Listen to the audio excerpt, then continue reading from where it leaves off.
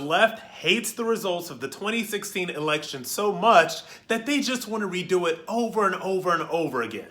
What's going on, everybody out there at The First? This is Rob Smith, America's favorite black gay Republican, and pardon me if this sounds a little familiar to you. Establishment Democrat candidate completely kneecaps an insurgent socialist, gets the Democrat nomination, and gets resoundingly crushed in November. No, we're not talking about 2016. We are talking about what is going to happen in 2020 should crazy Joe Biden get the Democrat nomination. I mean, look at it. All the signs are there. You can obviously tell, as I've said many times in the past, that the energy in the left wing is all about Bernie Sanders, and yet you see the dominoes falling in support of Joe Biden when you see this incredible Super Tuesday comeback that he just made. Everybody's lining up around old crazy Joe. The establishment is lining up. They are kneecapping Bernie Sanders. Bernie Sanders is not happy about this, and neither are his supporters. What you are seeing right now is the same thing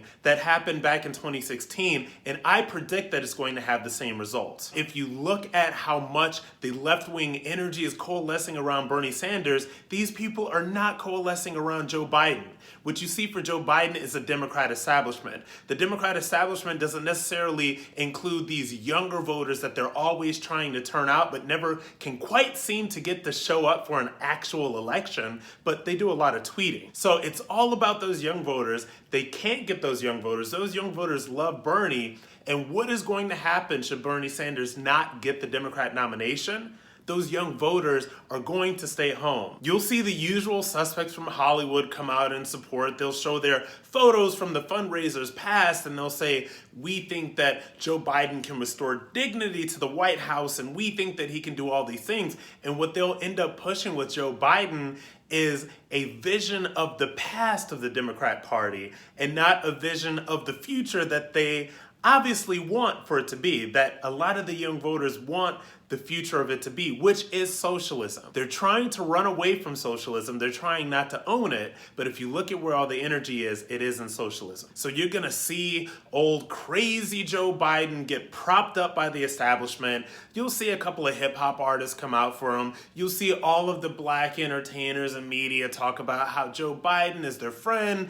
They'll talk about how calm and safe and secure Uncle Joe makes them because he was so close to Obama, and what they really want is some sort of return back to the Obama years that I cannot understand, because the economy was crap during the Obama years, and the economy is doing amazingly right now.